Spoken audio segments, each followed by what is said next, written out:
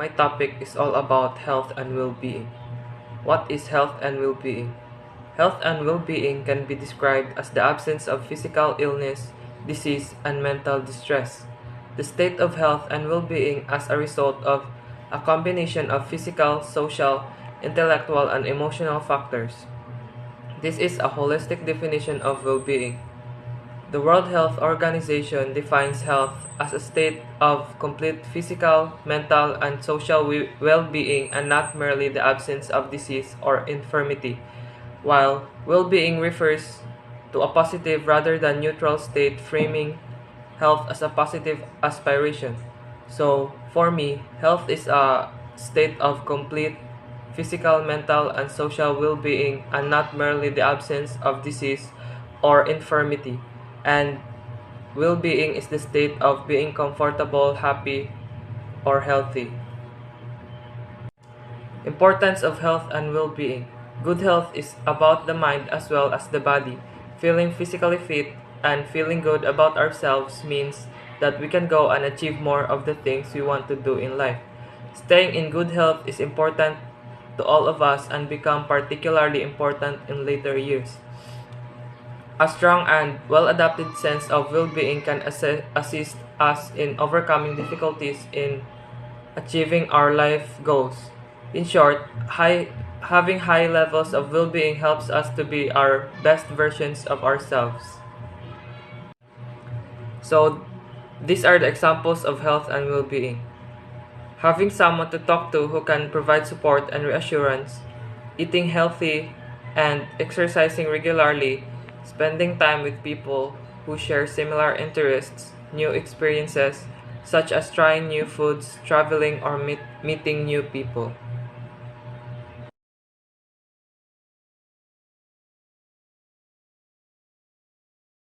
Hi sir, good evening. My topic all about is the type of stress. The type of stress. So the type of stress that throws you off balance momentarily. This is the type of stress that comes on quickly and often unexpectedly and doesn't last too long, but shakes you up a bit and requires a response like an argument with someone in your life or an exam for which don't feel adequately prepared. Stress is a type of stress that tends to occur on a regular basis. This type of stress may leave you feeling drained and can lead to burnout if it's not effectively managed. When the stress response is chronically triggered and the body is not brought but to a relaxed state before the next wave of stress hits, the body can stay triggered indefinitely. I have a three type of stress. So first types is the anxiety. So anxiety is a normal reaction to stress and can be beneficial in some situation. It can alert us to danger and help us prepared and pay attention. So anxiety disorders differ from the normal feelings of nervousness or anxiousness and involve excessive fear or anxiety. Example of anxiety. We all have feelings of anxiety, worry, and fear sometimes. This can be normal responses to certain situation. For example, you might worry about a job interview or about paying a bill on time. This feeling can give you an awareness or rest and what you need to do in a difficult or dangerous situation. So number two, the high blood pressure. High blood pressure, also called hypertension, is blood pressure that is higher than normal. Your blood pressure changes throughout the day based on the activities. Having blood pressure measures consistently about normal may result in a diagnosis of high blood pressure. So example of high blood pressure. So between 120 over 80 and 129 over 80 is elevated blood pressure, and a blood pressure of 130 over 80 or above is considered high. So the last thing is depression. Depression, also known as major depressive disorder, is a mood disorder that makes you feel constant sadness or lack of interest in life. Most people feel sad or depressed at times. It's normal reaction to lose or life's challenges. So, for example, feeling sad or having a depressed mood, loss of interest and pleasure in activities once enjoyed, changes in appetite, weight loss or gain unrelated to dieting, trouble sleep or sleeping too much. My topic is all about stressors. Stressors can cause physical, chemical, and mental responses internally. Physical stresses produce mechanical stresses on skin, bones, ligaments, tendons, muscles, and nerves that cause tissue deformation and, in extreme cases, tissue failure. Chemical stresses also produce biomechanical responses associated with the metabolism and tissue repair. Physical stressors may produce pain, impair work performance. Chronic pain and impairment requiring medical attention may result from extreme physical stresses of there is not sufficient recovery time between successive exposures. A recent study shows that physical office clutter could be an example of physical stressors in a workplace settings. There are four types of stressors. First, physical stress. Second, psychological stress. Third, psychosocial stress. And fourth, psychospiritual stress.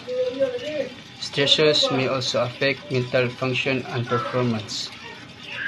So good day everyone. So for today, my topic is all about types of conflict in managing stress. So first, let's talk about what is self-conflict. So self-conflict is a type of conflict that takes place inside the self-mind. So this occurs as a result of man versus self-literacy conflict. Usually involves the main character's inner struggles with self-doubt and also a moral dilemma. So self-conflict is its crux an issue between a character's and self-own thoughts and actions.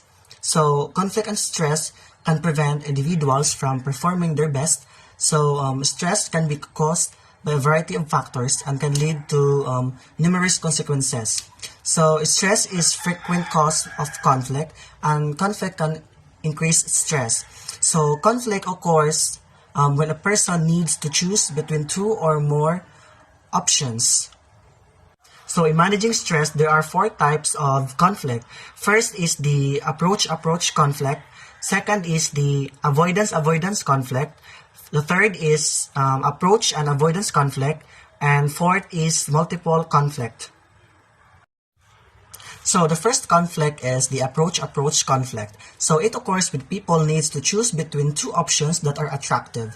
So for example, nowadays more students is graduating and their wish is to pursue a graduate degree, and luckily they accepted into graduate programs, but they needs to make up a decision to choose what should be need to attend. So next example is choosing what school to study on what you've qualified in different school. So for example, I want to study in UC Banilad campus and UC MSTC campus, but I need to choose only one of them. So that's how approach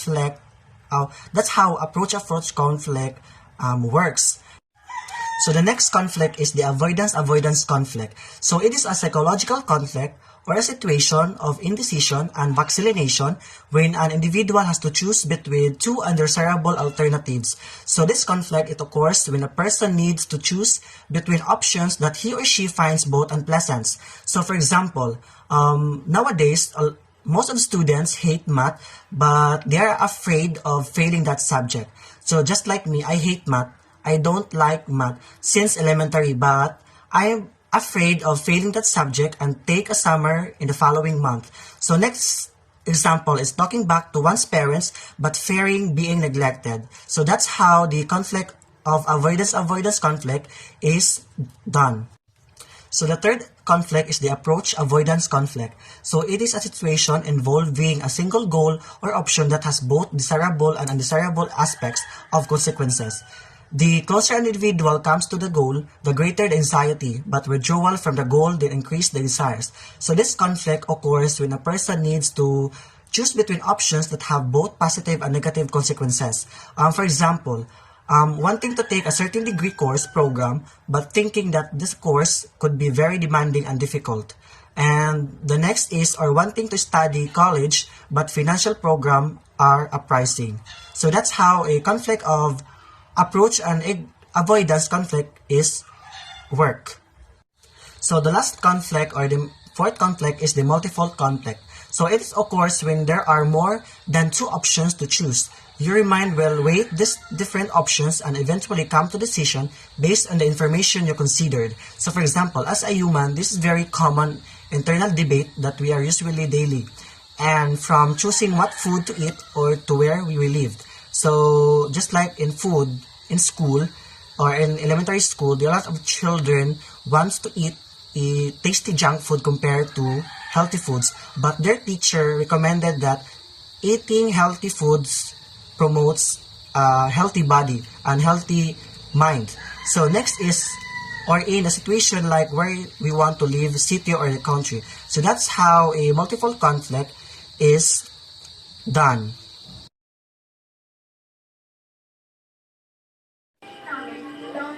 Self-engagement to stress. It is where a person engages his herself with the stress and are able to question their essence and tamper with their actions and alter their goals. If we are continually stressed, we may experience physical symptoms such as headaches, stomach aches, high blood pressure, chest pain, and sleep issues, emotional issues, sadness, panic, attacks, and other forms of anxiety. And worry can be all caused by stress. In keeping up, we need to be able to maintain the 4 A's, which is avoid, alter, accept, and adapt. Avoid. Avoid, believe it or not, you can simplify avoid a lot of stress. Plan ahead, rearrange your surroundings, and reap the benefits of a lighter load. Like for example, learn to say no. Like kung nakaibuhaton, anak nga time dayon, imong barkada nang nahagit nimo og laag, better to say kay mas maayo, mas nag-focus ka sa imong responsibilidad aron dili may imong stressful kayo sa imong kaugalingon ang human sa imong buhaton. Alter. One of the most helpful things you can do during time of stress is to take inventory, then attempt to change your situation for the better. Like for example, manage your time better. Like kinahanglan jud nga mas i-manage nimo imong kagalingon sa mga butang nga angay nimong unahon nga buhaton para mas tagaan pa nimo paway imong kaugalingon ikaw man sa imong dapat buhaton. Accept. Sometimes we may have no choice but to accept things that way they are. Like for example nga enjoy time nga bisag gihatag nato ang base pero feel gyapon para dili nato mahatagan og stress atong kaugalingon. Dapat jud nga mangita jud tag ngitag-itag way nga atong madawat ang bisan unsa nga failure sa kinabuhi, and then accept nga dili jud tanan natong gusto is maatoa. Adapt.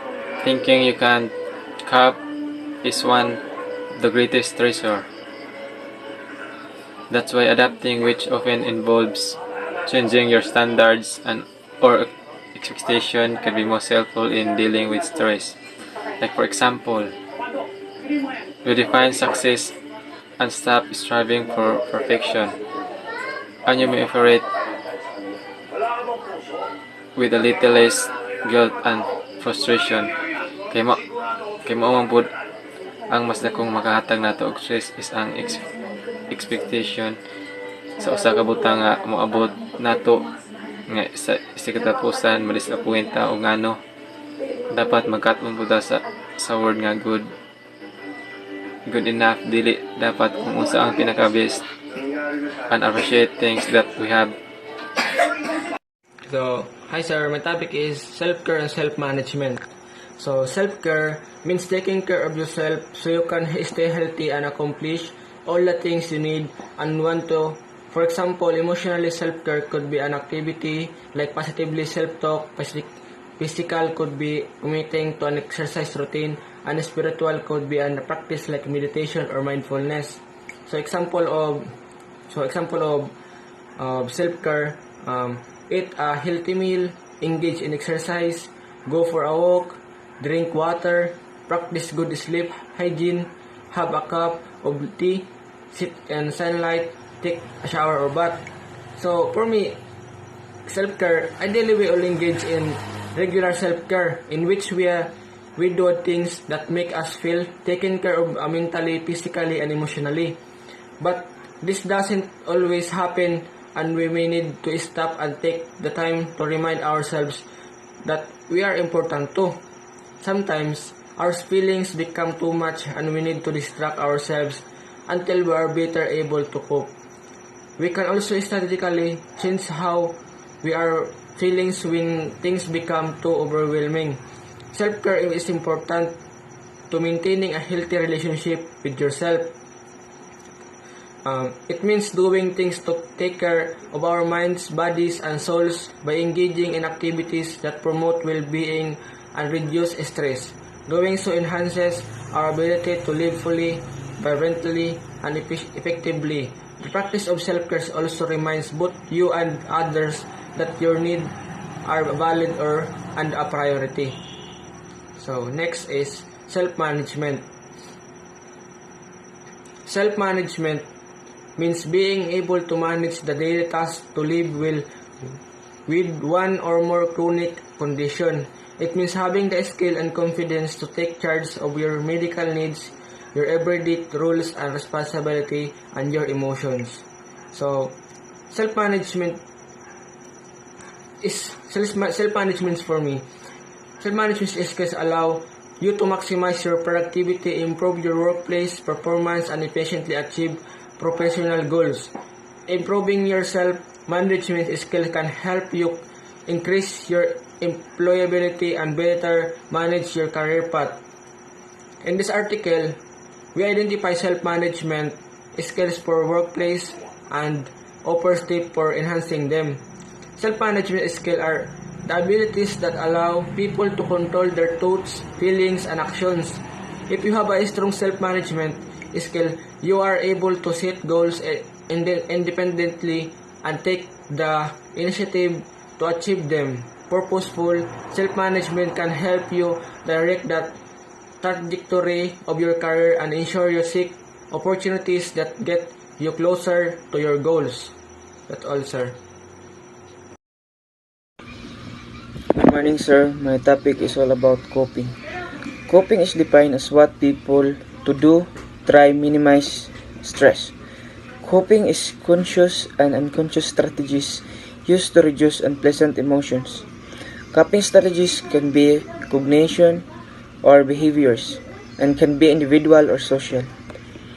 Coping usually involves adjusting to or tolerating negative events or realities while you try to keep your positive self-image and emotional equilibrium. Coping occurs in the context of life changes that are perceived to be stressful. Effective stress management helps you to break the whole stress has on your life so you can be happier or healthier and more productive. The ultimate goal is to balance life. There are some types of coping strategies. First, learn to forgive. Accept the fact that we live in an imperfect world and that people make mistakes. Let go of anger and resentment. Free yourself from negative energy by forgiving and moving on. The second is share your feelings. Expressing what you're going through can be cathartic. Even if there's nothing you can do to alter the stressful situation, talk to a trusted friend or make an appointment with a therapist. Learn how to say no. Know your limits and stick to them, whether in your personal or professional life. Taking more than you can handle is a surefire recipe for stress. Distinguish between the shoulds and the must, and when possible, say no to taking too much. Avoid people who stress you out. If someone consistently causes stress in your life, limit the amount of time you spend with that person or end the relationship. Next is don't try to control the uncontrollable. Many things in our life are beyond our control, particularly the behaviors of other people, rather than stressing out over them. Focus on the things you can control, such as the way you choose to react to problem. Look for upside. When facing major challenges, try to look at them as opportunities for a personal growth. If your own poor choices contributed to a stressful situation, reflect on them and learn from your mistake. Next is adjust your standards. Perfectionism is the major source of avoidable stress. Stop setting yourself up for failure by demanding perfection. Set reasonable standards for yourself and others, and learn to be okay with good enough. Practice gratitude. When stress is getting you down, take a moment to reflect all the things you appreciate in your life, including your own positive qualities, and give. This simple strategy can help you keep things in perspective. So, that's could be all. Thank you.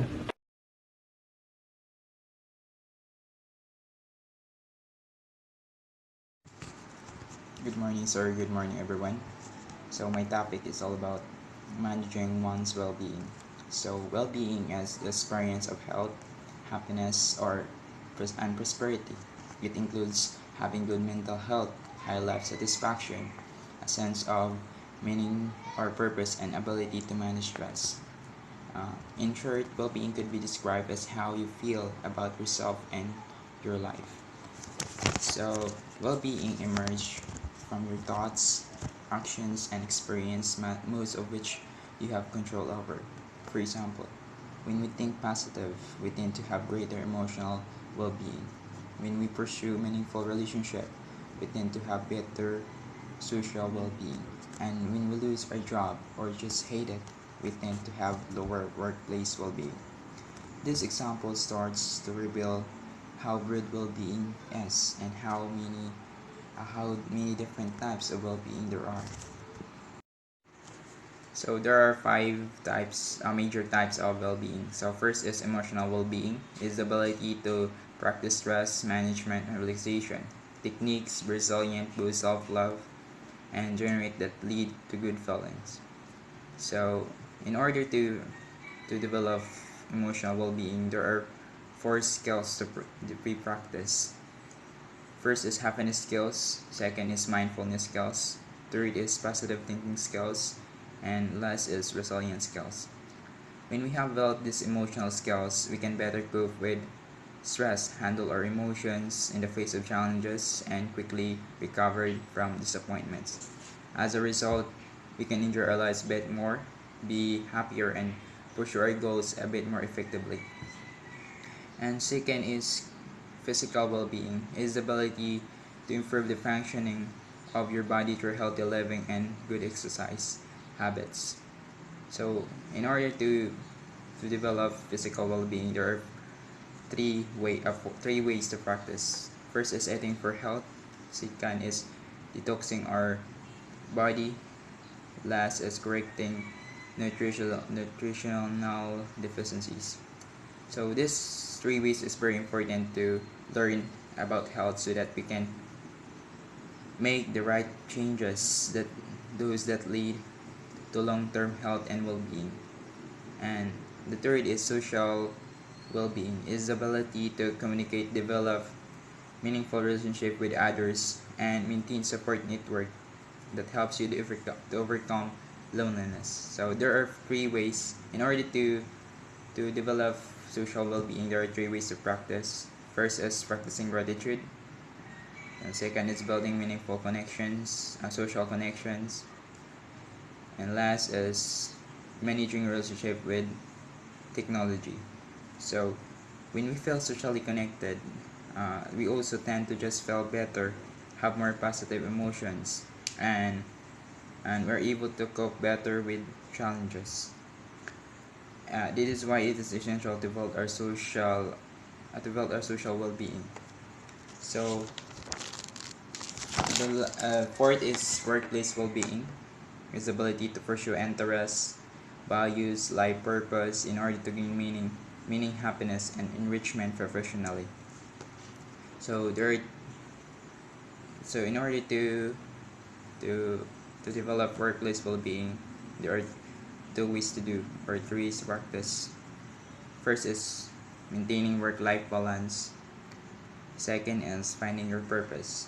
So this skills that is very important to in work more, helping us to stay focused, motivated, and successful at work. When we have developed workplace well-being, our work and therefore each day feels more meaningful. So and the last is societal well-being. It is the ability to actively participate in a thriving community, culture, and environment. So there are four ways to practice in order to develop social well-being. So first is living your value. Second is creating a plastic-free home, making positive impacts in other people's lives, and the last is kindness. So it is very important because in order to live in a healthy society, we need to contribute to making